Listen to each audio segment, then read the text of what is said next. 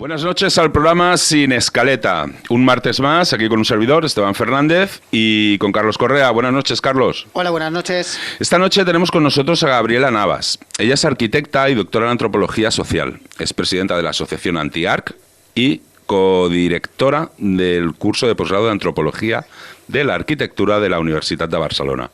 Buenas noches, Gabriela. Buenas noches. Buenas noches, Gabriela. No sé, resúmenos un poco en un breve espacio, ¿no? ¿Qué es todo esto? La antropología, la arquitectura, todo esto mezclado, ¿qué es? Uh-huh. Sí, bueno, es una perspectiva interdisciplinar, ¿no? Que lo que intenta es dar a conocer justamente aquellas dimensiones que permanecen ocultas a la propia disciplina arquitectónica. Serían justamente aquellas que tienen que ver con la dimensión económica y política, o sea, cómo la arquitectura realmente es un dispositivo de gobernanza, por un lado. Es también un dispositivo estratégico a las dinámicas de economía urbana. Y por otro, también mostrar esa dimensión más próxima a la dimensión del habitar, de la experiencia espacial, porque no podemos entender la arquitectura si no es entendiendo que el espacio está siempre habitado. Entonces, antropología de la arquitectura es mostrar ese compendio de dimensiones, esa complejidad que suele permanecer oculta a lo que se entiende por arquitectura tradicionalmente. Uh-huh. Pues, para que se nos vaya entendiendo un poco también el oyente, el que nos está viendo, escuchando, viendo por YouTube. Porque aparte de que nos escuchan a las 10 de la noche por radio, también a partir de las 11 se cuelga en YouTube. Esto vendría a ser, en resumidas cuentas, pues cómo la arquitectura puede llegar a transformar una sociedad, el comportamiento de una sociedad. ¿Vendría a ser algo así? Nos permite entender esa doble dirección entre cómo la arquitectura impacta socialmente, impacta en procesos sociales, pero también entender la otra vía, o sea, cómo las formas de sociabilidad, la realidad social se apropia de estos entornos arquitectónicos, resignificándolos y alterando su significado permanentemente. Y sobre todo nos permite entender aquello que es tan difícil de entender para un arquitecto tradicional o aquello que nos enseñan en las facultades de arquitectura, que es que el espacio está habitado. Es decir, que es imposible, digamos, tomar como punto de partida que la arquitectura determina a la sociedad. Esa es la pretensión que tiene, digamos, el espacio del poder y algunos arquitectos que operan en esta dimensión cómplice con las políticas urbanas o con las estrategias de gobernanza urbana para el control social. Pero lo cierto es que siempre la realidad social tiene la última palabra y lo cierto es que es una realidad compleja, con una lógica autónoma y casi antagónica a aquel enfoque estrictamente arquitectónico, y es una falacia creer que la arquitectura determina la sociedad, sino que hay que entenderla en una interacción de doble vía y que se transforman y se alteran y se interrelacionan, y bueno, hay unas mutaciones complejas que es lo que nos interesa estudiar. Pero mira, es por ejemplo, ¿no? Para poner un ejemplo práctico, para que se nos entienda un poquito mejor de una manera pues más llana, ¿no? Sí. Antiguamente, yo por ejemplo, me acuerdo, yo que tengo ya una edad, en la calle, pues sobre todo pues había bancos o incluso corrillos de bancos donde se podían juntar 15, 20 personas, incluso en los pueblos antiguamente. En todos los ayuntamientos, en casi todos los ayuntamientos, pues había unas zonas de bancos y tal, donde la gente del pueblo pues se reunía y podía hablar, ¿no? Hace unos años atrás, esto fue, creo que a partir de las Olimpiadas del 92 de Barcelona, se reconstruyó Barcelona arquitectónicamente, por ejemplo, pero aparecieron los bancos estos individuales, donde esto ya yo era un chavalín y ya me llamó la atención, ¿no? Es decir, ostras, ¿quién se va a sentar aquí? O incluso vemos, por ejemplo, o sea, esa relación ya, por ejemplo, entre la gente, que había entre la gente, que se podían juntar 12, 15, como he dicho, pues en un espacio, esto ahora, en la actualidad, 30 años después, casi 30 años después de los Juegos Olímpicos, lo que estamos viendo es que sí, siguen habiendo bancos, pero ya no son bancos uno al lado del otro, ya no son bancos donde puedan abarcar pues a un grupo de gente, y no tiene nada que ver con el virus, no estamos hablando de distancias sociales ni nada de esto, pero eso evidentemente a lo largo del tiempo pues ha ido influyendo en la sociedad, porque ha ido influyendo de alguna manera, ¿no? En sus costumbres, ya esas costumbres ya no son las mismas, el poderse juntar 10, 12, 15, porque ahora, como decía, incluso hay banquitos individuales. Otro ejemplo que nos pudieras poner tú, Gabriela. Sí, bueno, esto que mencionas es interesante también, ¿no? Porque es otro ejemplo para estudiar, para justamente evidenciar cómo la arquitectura no opera sola. Es decir, el banco que tú mencionas o esta morfología, este escenario urbano, no opera solo, sino que es un dispositivo que opera, digamos, de la mano de políticas, ordenanzas urbanísticas que regulan o estipulan el tipo de actividades que son permitidas para diferenciarlas de aquellas que deben ser sancionadas en el espacio público, ¿no? En Barcelona está la normativa de civismo aprobada desde el 2005, en donde se regulan el tipo de actividades de interacción social que debe o está permitido que haya en el espacio público, el tipo de presencias que, digamos, tienen el derecho a usufructar de la libre circulación por los espacios públicos, pero no, digamos que estas ordenanzas no serían efectivas solo si se estuviera publicada la ordenanza como tal,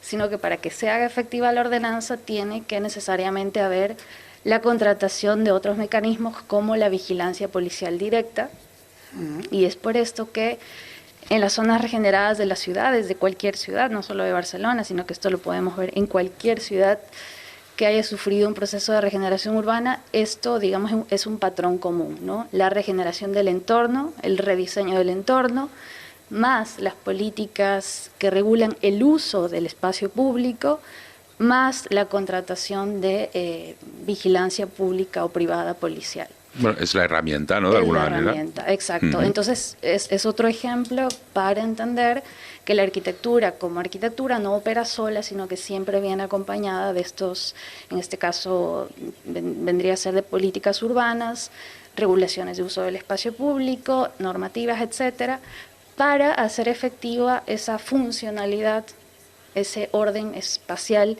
que se quiere conservar en esas zonas regeneradas. Se me ocurre una cosa. Es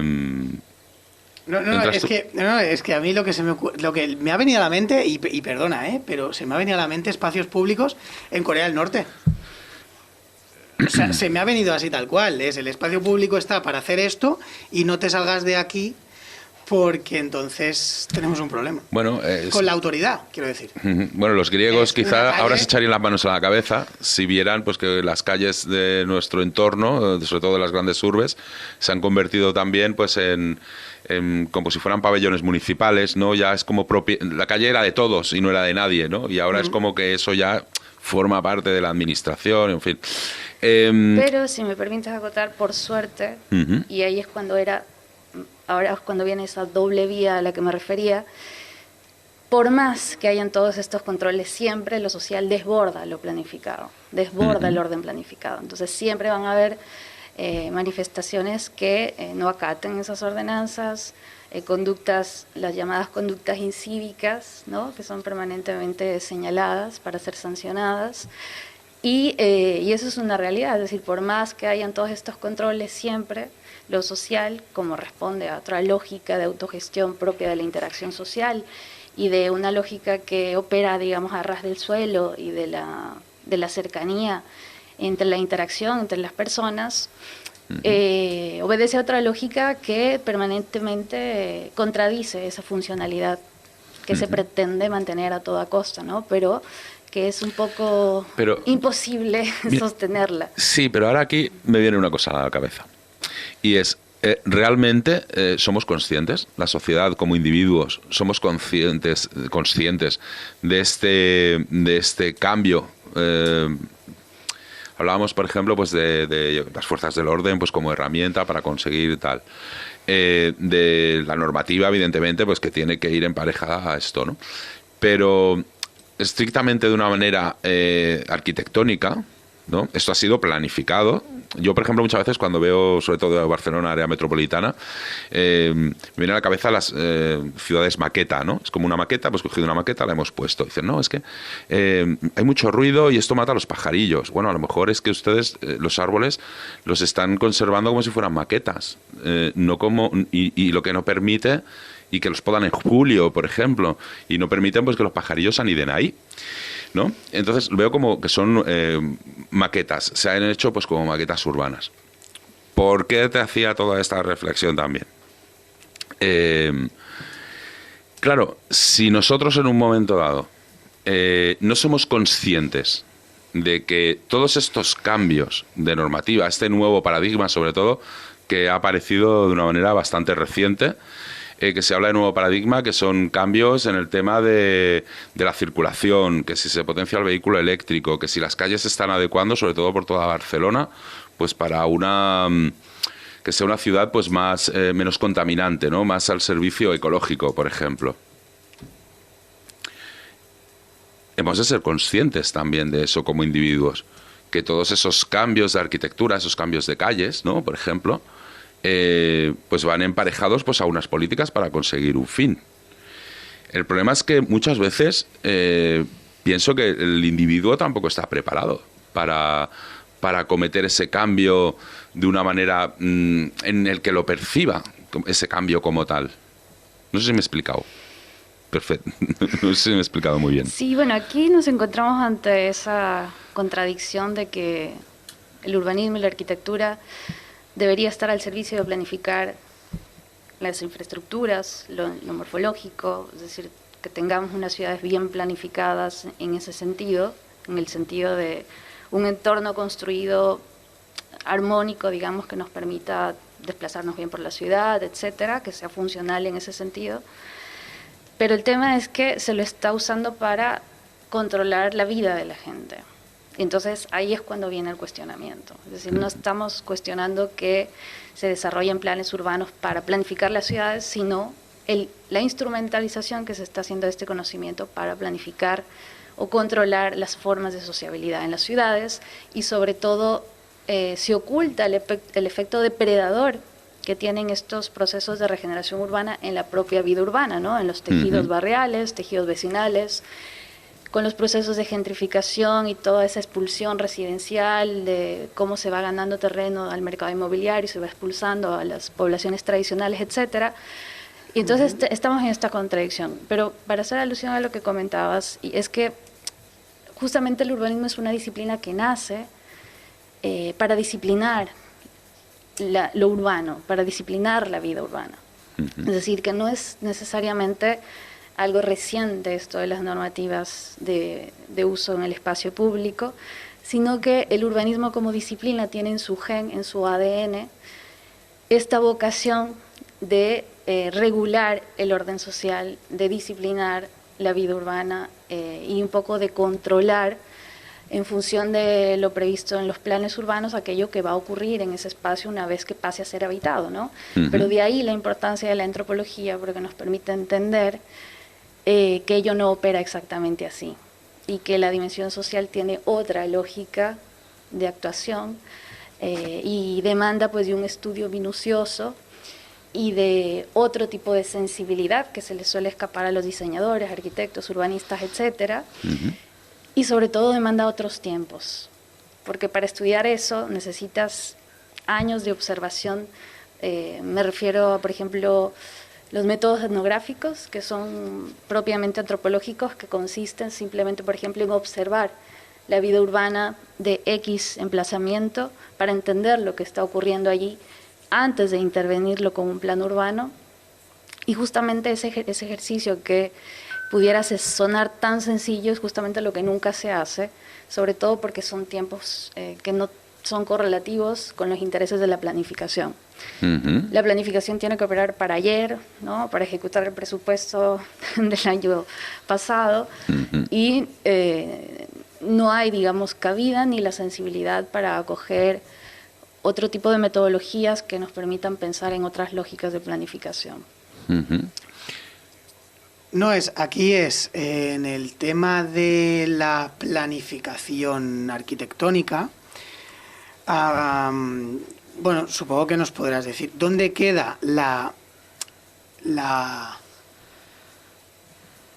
realmente el uso que se le va a dar al espacio, ¿no? ¿Dónde, o sea, se tiene en cuenta o normalmente no se tiene en cuenta? Quiero decir, porque yo puedo generar o puedo crear un polideportivo, por decir algo, pero si no hay personas que lo vayan a utilizar, no tiene mucho sentido. No sé si esto se tiene en cuenta o no, porque escuchándote parece que no tiene mucho sentido.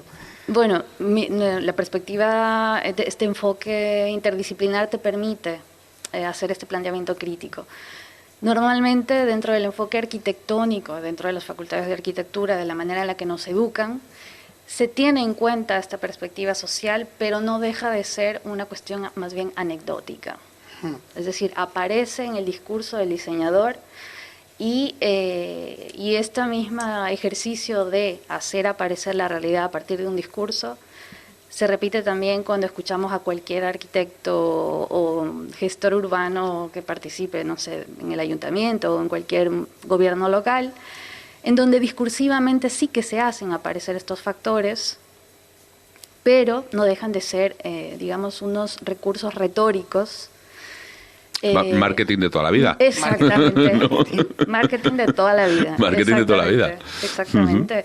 Entonces, en términos académicos, podríamos solucionarlo con un recurso metodológico, como enseñar a los estudiantes de arquitectura a entender la vida urbana, no solamente de una manera anecdótica, sino más bien de una manera más en profundidad.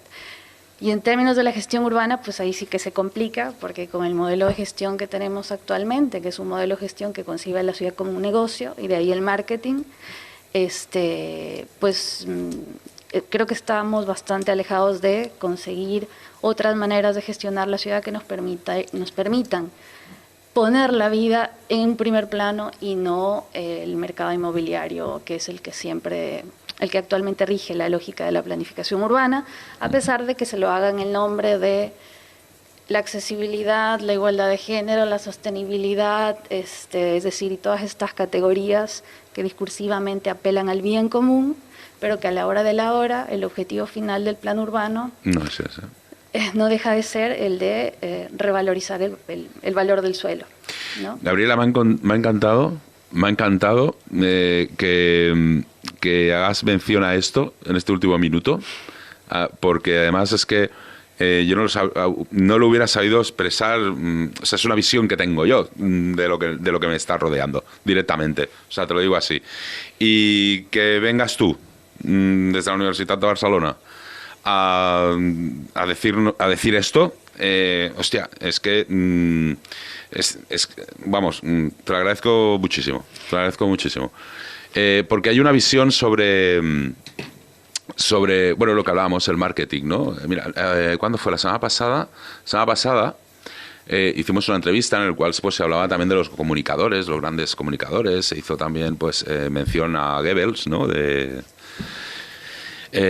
Ministro nazi, ¿no? Que era el que llevaba todo el tema de propaganda y toda esta cosa, ¿no? Y es como, bueno, a mí me interesa hacer esto, pero yo te vendo pues el marketing, ¿no? La publicidad. Yo te vendo por este otro lado, pues lo que a mí me interesa que tú entiendas que por qué se está haciendo eso, cuando realmente eso se está haciendo por otros motivos, ¿no?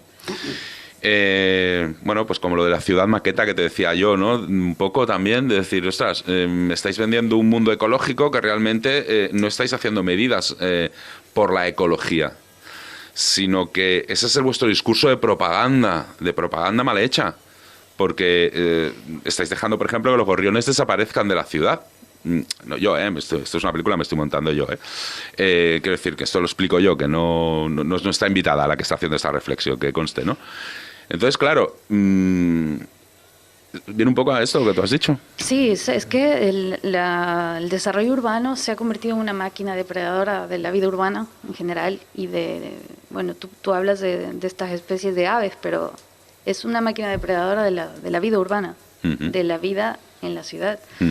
Porque aniquila, como decía, tejidos vecinales, porque expulsa poblaciones tradicionales, porque impide que el espacio público sea un lugar de y para la sociabilidad, sino que todo lo contrario, se ha convertido en un espacio para la circulación y el consumo. Y entonces es una maquinaria que va arrasando con toda la vida que se encuentra, es decir, es una maquinaria que avanza a costa de lo que sea, con el objetivo final de tener una rentabilidad económica con estos proyectos que se construyen, ¿no? Pero luego está también la otra parte, ¿no? La que nos hace entender que a pesar de pues esta pretensión de controlar y cartografiar la vida urbana, desde la propia vida urbana tenemos siempre una respuesta, ¿no? Que está más ligada a las cuestiones más bien de la memoria, de la poética, y esto cada uno de nosotros lo sabemos perfectamente, ¿no? En nuestras propias casas o cada vez que salimos de nuestras casas a la calle. Es decir, convivimos con una cantidad infinita de ciudades imaginadas que alteran permanentemente esta supuesta legibilidad hegemónica que se le pretende dar a la ciudad desde los poderes locales, ¿no? Entonces, eso también es como nos permite ser un poco menos pesimistas, ¿no?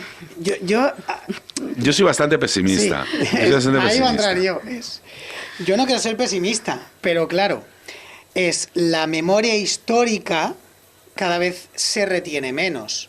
No, es algo que yo veo. Yo sí que recuerdo, y voy a poner el caso de mi propia experiencia, ¿no? Yo sí que recuerdo que veo que Sant Joan d'Espí, sobre todo Las Planas, que es donde resido toda la vida aquí, ¿vale? La gente que emigró para levantar esta barriada seguía con sus costumbres. Ahora ya no queda tanta gente así. Yo he crecido en esas costumbres, pero le pregunto a las generaciones siguientes y ya no lo recuerdan, por lo tanto nos cargamos la memoria histórica. Por eso te digo, tú dices es una máquina depredadora, pero siempre la sociedad no lo tengo tan claro, porque la memoria histórica que no interesa no se explica, o quien lo explica parece que es como alguien que se ha quedado anclado. Mira, Carlos, y porque hay una falacia también que nosotros como individuos a veces también la hemos captado, y es decir, es que el progreso es inevitable. O te subas al carro del progreso, siempre deja gente atrás, ¿no? Eso es una falacia también, pero bueno, que ha quedado muy también metida, ¿no? Dentro de cada uno. Ahora, por ejemplo, Barcelona, ¿qué es lo que está haciendo? Barcelona, básicamente, digo Barcelona, pero me refiero al área metropolitana también de Barcelona. Básicamente, con esto que hicieron el Poblenou, de empresas tecnológicas, todo lo que se está haciendo, ¿no? De 22@. Sí, todo esto, por ejemplo, sí, aquí también lo están con el tema de la roba, en Cornellá, toda esta historia. Lo que quieren hacer, básicamente, es, pues bueno, habrá un sector de trabajadores privilegiados que estarán en Barcelona y tendrán, pues, se dedicarán precisamente en este sector, y luego todos los que son sector servicios estarán abocados a irse fuera, al Vallès Oriental, a lo que son los alrededores de Barcelona. Si hace 30 años, tú, Carlos, mencionabas el tema de la inmigración, hace 50 o 60 años, ¿no? La inmigración que vino para Barcelona, que levantó barriadas, que hicieron, bueno, pues una arquitectura, ¿no?, antropológica también. Ahora, con este marketing que se nos está haciendo, ¿no?, del vehículo eléctrico y otras cuantas cosas más por la ecología, lo que se está básicamente haciendo es encarecer Barcelona. Barcelona será para cierto nivel adquisitivo. El que sea el trabajador, pues, de servicios, básicamente, si quiere vivir en algún sitio, tendrá que vivir en una habitación de Barcelona allí oscura con alguien. O si no, tendrá que marcharse pues al Vallés Oriental, al Vallés Occidental, donde seguramente pues incluso estará planeado que hagan algún supertren que deje a la gente aquí a Barcelona, pero que Barcelona únicamente pues la podrá disfrutar, o lo que son ciertas zonas del área metropolitana de Barcelona, pues gente con cierto nivel adquisitivo. El resto de gente, estos son los que se podrán desplazar en coche eléctrico, o tendrán cerquita al trabajo y podrán ir en su patinete eléctrico. Y el resto, pues a utilizar el transporte público de toda la vida, como Corea del Norte, que decías tú antes, ¿no? Pues venga, los pobres en el transporte público. Y el resto de la gente, con el tema eco... es que aquí hay muchas cosas, que a lo mejor me estoy desviando yo un poco de la arquitectura, pero al fin y al cabo no deja de ser una forma de comprender una sociedad y de reeducarnos en que eso es lo que a nosotros nos conviene, que nos olvidemos de que lo que hasta ahora nosotros o nuestros padres pues han vivido y hemos aprendido, y nuestras costumbres, nuestra manera de hacer, que ha llegado el progreso y que entonces eso ya no es una vida válida para nosotros y nos presentan otra nueva vida. Sí. No, yo al final y lo observo porque es un mantra que suelo escuchar mucho, las generaciones, las nuevas generaciones se tienen que acostumbrar a que nunca van a poder vivir igual que sus padres, ¿no? Y yo me considero esa generación a la que me dicen no voy a poder vivir igual que mis padres, pero si vivimos en un mundo más tecnológico que nunca, vivimos en una realidad donde alguien que tiene un problema de un hígado son capaces de hacer una pequeña intervención, ¿sabes? O sea, quiero decir, la tecnología ha avanzado tanto que es porque no puedo vivir mejor que mis padres, si es que la tecnología nos ha puesto una dimensión delante de nosotros desconocidísima hasta el día de hoy. Es porque me tengo que resignar a, no, esos años ya nunca vendrán, esa bonanza nunca vendrá, pero si es que no necesito que haya bonanza, simplemente necesito que la arquitectura en este caso esté al servicio del ciudadano. Sí, es que ahí volvemos a lo mismo, ¿no? Es decir, no se puede entender la arquitectura sin todos estos otros componentes. Y entonces, claro, desde mi punto de vista, el problema de fondo es el modelo de gestión de las ciudades. Todo esto que acaban de comentar, si hubiera otro modelo de gestión, probablemente tendríamos una infraestructura arquitectónica muy parecida a la que ya está construida, pero con otro modelo de gestión que implicaría otras lógicas de ocupación de esos entornos, o de evitar estas lógicas de expulsión residencial y de segregación socioeconómica, etcétera. Pero claro, el problema de fondo es este modelo de gestión urbana, que es un modelo de gestión empresarial, que entiende a la ciudad misma como una empresa, como un negocio rentable, y que todas estas transformaciones urbanísticas lo que buscan es capturar plusvalías. Y entonces, claro, cuando ese es el único objetivo que hay detrás de la planificación urbana, a pesar de todos los discursos que nos puedan decir, el problema de fondo es ese modelo de gestión. Es decir, por eso a la arquitectura no se la puede entender desanclada de estos procesos, porque la arquitectura en sí misma y por ella sola tampoco resuelve nada, sino que está anclada a un modelo de gestión que instrumentaliza los proyectos urbanos para emprender todas estas políticas urbanas neoliberales. Y por eso creo que el problema de fondo es el modelo de gestión, lo que está en cuestión. No la arquitectura, ni la manera de hacer arquitectura, ni no se trata de crear una fórmula urbanística nueva, que es lo que quieren hacer hoy en día, ¿no? Con esto de la pandemia, está muy de moda el tema de la movilidad sostenible, la supermanzana y todas estas nuevas fórmulas urbanísticas, como si a partir de ahí se vayan a solucionar todos nuestros problemas, cuando en realidad el problema de fondo es esta manera de gestionar la ciudad como si fuera un negocio, ¿no? Un negocio que tiene que ser rentable. A pesar... a costa de lo que sea. A costa de lo que sea y le pese a quien le pese. A pesar de lo que sea y perjudique a quien perjudique. La falacia que decía yo, es que claro, es el progreso. Entonces, ¿no? Los que se queden atrás...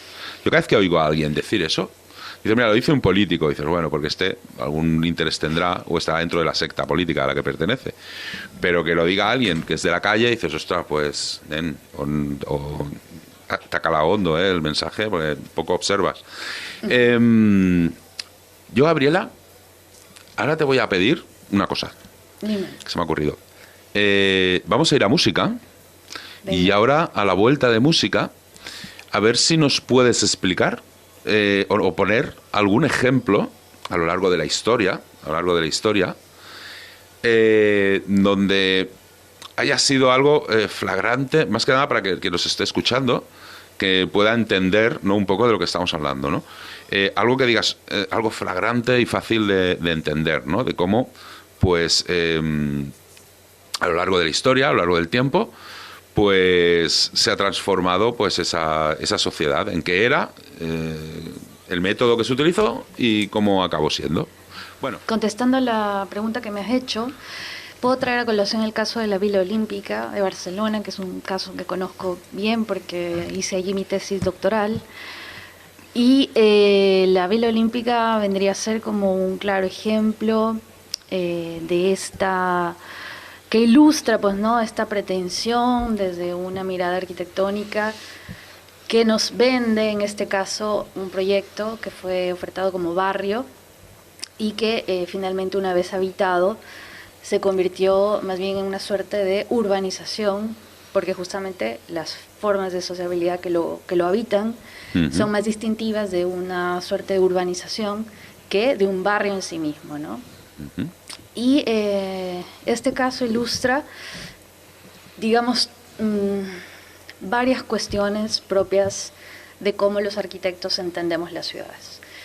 Ilustra este determinismo espacial que les comentaba al inicio, porque es un proyecto que fue concebido desde el laboratorio proyectual y a partir del borrado sistemático de toda la infraestructura industrial que ocupaba esta zona, conocida como el famoso Manchester catalán, y a pesar de que había, pues, una arquitectura de cierto valor patrimonial, reconocida por algunos especialistas que debía ser también conservada, etcétera, etcétera, pues ni siquiera este criterio técnico se tomó en cuenta a la hora de concebir el proyecto, es decir, todo fue derribado, todo se destruyó para dar paso a la construcción del proyecto, digamos, para despejar el terreno, para ejecutar sin obstáculos ni físicos ni sociales este diseño en todo su esplendor.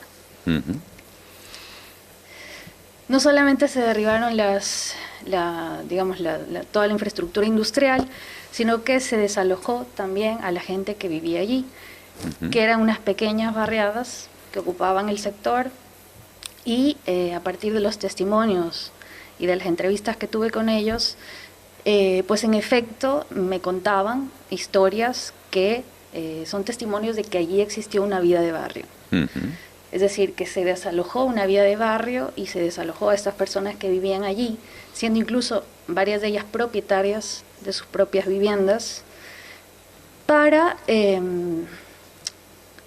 construir esta suerte de vacío urbano de una manera artificial, que coincide además con el discurso de los mismos arquitectos, porque el discurso histórico de este proyecto es como que marca un antes y un después en la historia de la ciudad, ¿no? Como un antes de un pasado degradado, obsoleto, ligado a esta Barcelona industrial, y un después caracterizado por esta Barcelona olímpica, regenerada, digamos, y lista para ser insertada en la marketing urbano internacional, ¿no? Una vez construido el proyecto, ¿qué fue lo que pasó? Que finalmente, bueno, fue un proceso de ocupación largo y a manera de goteo, ¿no?, de cómo la gente fue llegando a ocupar estas viviendas. Si uno camina por las calles de la Vila Olímpica, cualquiera que camine por allí, sobre todo por la avenida Icaria, y sobre todo si haces este recorrido de la avenida Icaria a la Rambla de Poblenou, puedes notar este contraste de cómo la Vila Olímpica terminó siendo una suerte de, más bien de antibarrio, porque sus calles y sus plazas son más bien espacios, digamos, disponibles para esto, para lo que comentaba, para la circulación. Es más bien una zona de paso que de encuentro, ¿no? Y entonces hay este contraste entre lo que sucede en la avenida Icaria versus lo que sucede en la Rambla de Poblenou, que hay una dinámica social, pues hay mucha más efervescencia social, hay gente, hay movimiento, digamos, ¿no? cosa que no se percibe en la Villa Olímpica. Entonces la Villa Olímpica se termina consolidando como una suerte de barrio segregado, tanto en términos del valor del suelo, el valor de la renta hace como una suerte de muralla simbólica para recordarle a cada quien su posición social. Terminó siendo segregado en términos del valor de la renta, pero también en términos de cómo las prácticas espaciales que se dan en este sector son radicalmente distintas que las del entorno inmediato, ¿no? Y de ahí, una vez más, cómo no podemos entender el entorno sin la sociabilidad y viceversa, ¿no? Porque hemos llegado a esta conclusión de que la Villa Olímpica es más parecida a una urbanización que a un barrio, no tanto por la morfología del proyecto y por todo el modelo de gestión que la convirtió más bien en un proyecto inmobiliario ofertado a una clase media, media alta, sino sobre todo por el tipo de vida urbana que hay en sus calles y que se puede observar en las plazas, en la Avenida Icaria, etcétera. Bueno, es al fin y al cabo siglos de historia los arrasaron para levantar un proyecto urbanístico, ¿no? Sería este el resumen. A mí me ha recordado, que supongo que tú sabes más que yo, del Besós, ¿no? Que en Sant Adrià también pasó parte de esto, ¿no? Bueno, en el contexto de la Barcelona Olímpica. Bueno, en la Barcelona Olímpica, de hecho, se hicieron barbaridades. Porque yo era un chaval, pero yo recuerdo que se hicieron auténticas barbaridades urbanísticas. O sea, pero cuidado, ya no de barbaridades urbanísticas me refiero a qué feo es eso arquitectónicamente o qué bonito. No estoy hablando de esto. Estoy hablando como cientos de personas fueron miserablemente perjudicadas por un proyecto urbanístico que se vendía además como que iba a ser pues la flor y nata, ya no solo para Barcelona, sino que iba a ser pues para toda España y bueno, para Europa, el mundo no podía vivir sin las Olimpiadas de Barcelona 92, ¿no?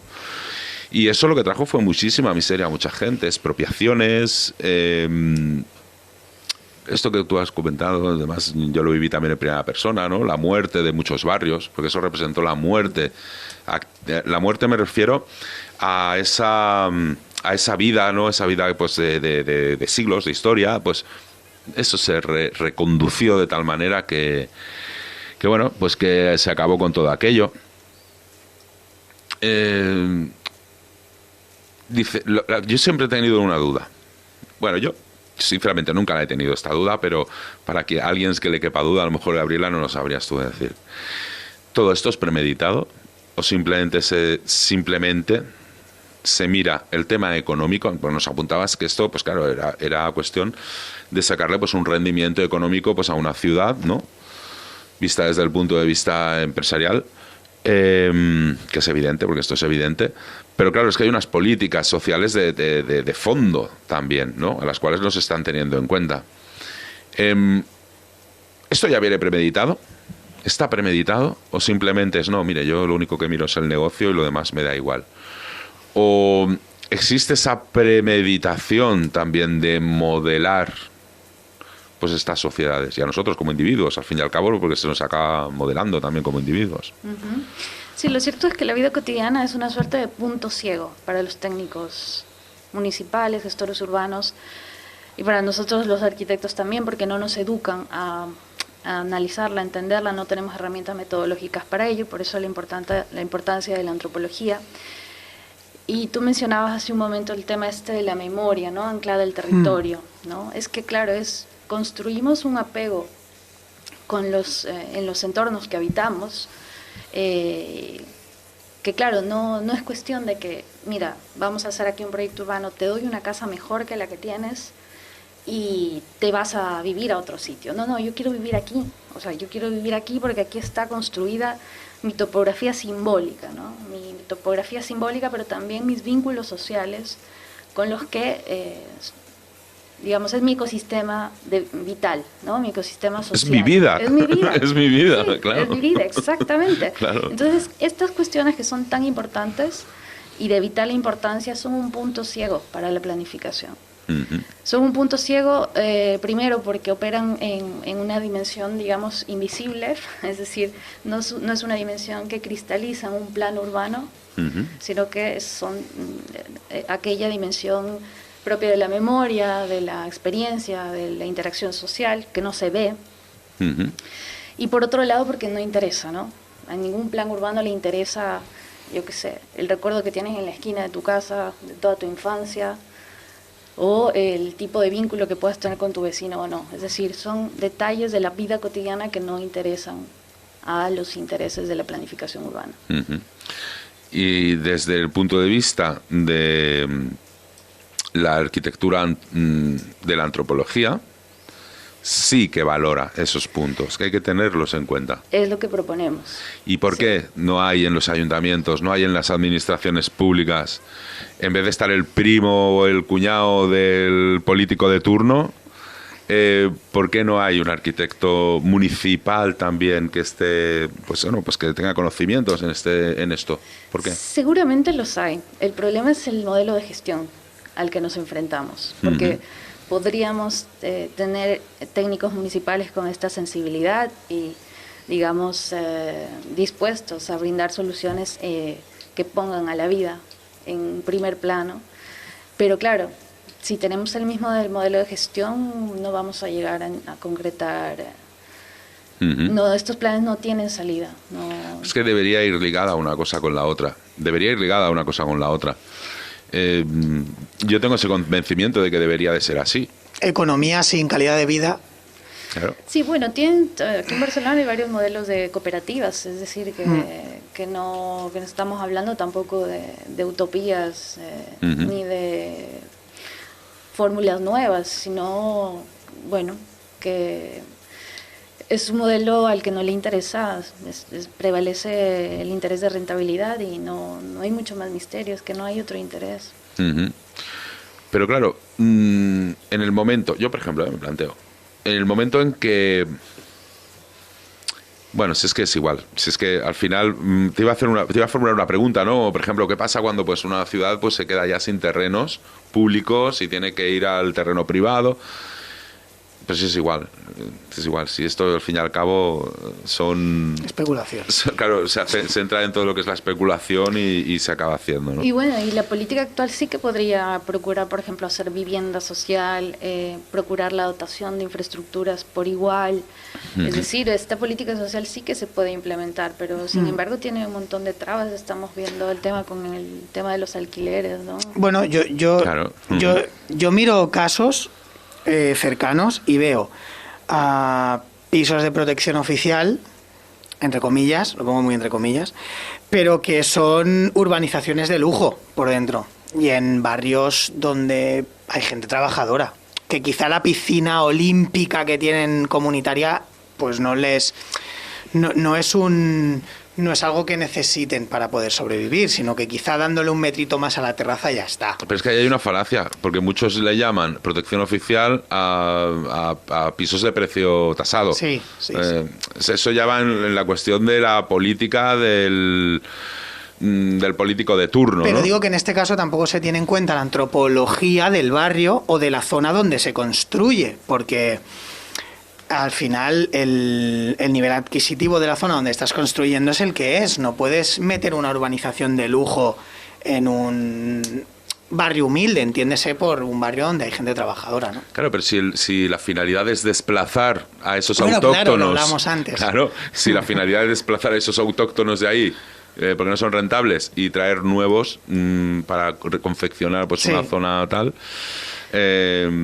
me mosquea mucho estas cosas. Claro, es decir, el urbanismo, la planificación urbana debería estar al servicio de solventar todos estos problemas, ¿no?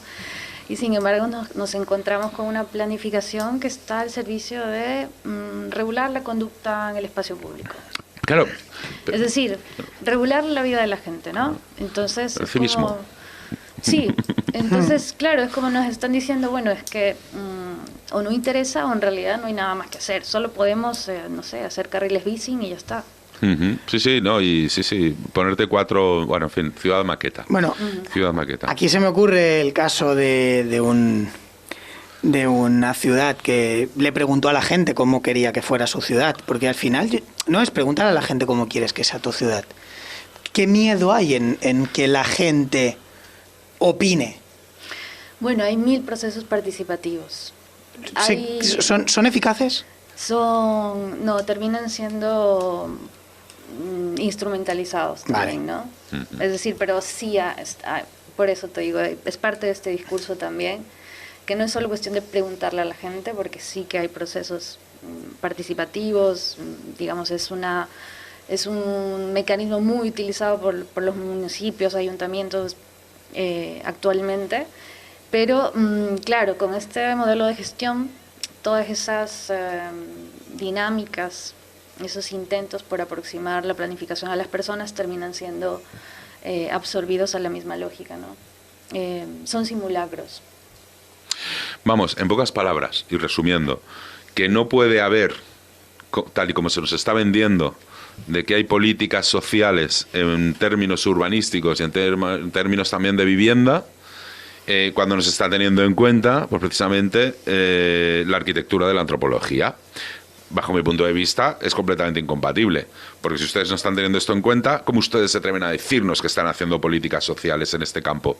O que, vamos, yo por todo lo que sé la conversación que estamos teniendo aquí hoy, y que además tengo el convencimiento absoluto de que es así. Una cosa es el marketing, volvemos otra vez a lo que decíamos antes, una cosa es lo que se nos vende, lo que se nos está diciendo, y otra cosa pues es la realidad de las cosas. Es el mensaje con el que yo me estoy quedando hoy contigo, Gabriela, el que yo saco entre líneas es imposible poder hacer políticas sociales en términos urbanísticos, ya no solo en urbanísticos, en términos de vivienda, no solo en términos de vivienda, sino también en términos de comercio o en otros términos que son los que le dan vida pues a un barrio, a un pueblo, a una ciudad, si no se tiene en cuenta precisamente la arquitectura de la antropología, ¿no? Bueno, un poco esta apuesta por entender la arquitectura desde una mirada antropológica nos permite llegar a ese tipo de miradas críticas, ¿no? Sin embargo, sí que es cierto que el campo de la gestión es un campo que nos plantea un pesimismo de entrada, porque mientras no hayan otras alternativas para administrar la ciudad, cualquier intento o cualquier tipo de sensibilidad con lo social termina siendo mera retórica, ¿no? Pero sí soy más optimista dentro del campo de la investigación, porque ahí sí que podemos actuar. Ahí sí que podemos dotar de herramientas metodológicas a la gente que está preocupada por estas temáticas para al menos avanzar hacia un enfoque que tenga en cuenta todas estas dimensiones para repensar la ciudad. Es que es lo que nos hace humanos. Es lo que nos hace humanos, ¿no? Digo yo, el poder interactuar los unos con los otros, el poder tener calidad de vida, ¿no? Si todo esto pues no se está teniendo en cuenta desde hace ya muchos años hacia aquí, básicamente lo que se nos está vendiendo es humo, es una realidad que es paralela, vivimos en una realidad paralela, tal y como está. Pues... Sé que queda poquito y nos comentabas que había unos cursos. Sí, es verdad. Sí. Desde la Universidad de Barcelona, una cosa que no hemos dicho, y es que Gabriela Navas es codirectora de unos cursos de posgrado de Antropología de la Arquitectura de la Universitat de Barcelona. Explícanos, cuéntanos. Sí, es un curso que está ahora mismo abierto el periodo de preinscripción hasta el 31 de marzo. Lo codirijo junto con Manuel Delgado y es un curso de abril a julio, certificado por la Universidad de Barcelona, un posgrado, un curso de experto, en donde abordamos justamente la necesidad de entender el entorno construido de manera indisociable a lo social y vamos a ver, digamos, todo un marco teórico y un modelo de investigación que nos permita analizar casos de estudio desde este enfoque y aprender una metodología en base a este campo de conocimiento emergente conocido como antropología de la arquitectura. Y luego tenemos otro curso que es más cortito, que empieza el 6 de abril y que lo estamos promoviendo desde Anti-Arc, que es una asociación que se empeña en producir un conocimiento interdisciplinar entre la antropología y la arquitectura, que se llama Relatos del Cuerpo y la Ciudad. Está toda la información en la web de Antiarc, que es www.antiarc.org. Y allí tienen el programa completo, pero básicamente es un curso que pone al tema del cuerpo en el centro, abordado desde diferentes perspectivas teóricas y desde este enfoque más ligado a la dimensión del hábitat, es decir, de lo morfológico, lo discursivo y de lo corpóreo, digamos, y en relación a la dimensión del habitar, más ligado al deseo, a la experiencia y a ese campo más propio de pues del estar, ¿no? Del estar, del ocupar un lugar en el espacio. ¿Estos cursos a quién van orientados? Así muy rápido. El curso de posgrado, pues a gente sobre todo titulada, pero también se aceptan personas no tituladas. Y el otro curso, el de la asociación, pues es a público general, a gente interesada en esta temática de manera general. A ver, señores funcionarios de todas las administraciones públicas, aquí tienen un curso que se va a poner en marcha ya mismo. Hemos tenido gente del ayuntamiento. Deberían. Pues Gabriela, hemos llegado ya al final del programa. De verdad que ha sido un placer tenerte hoy aquí con nosotros. Igualmente. Y oye, pues de verdad que te invitamos a que vengas otro día también y que sigamos hablando, porque a mí se me ha hecho muy corto esto. Yo encantada, gracias a ustedes por la invitación. Yo de verdad también. Le iba a decir puerta abierta para cuando quieras. Muchas gracias. Buenas noches. Buenas noches. Buenas noches.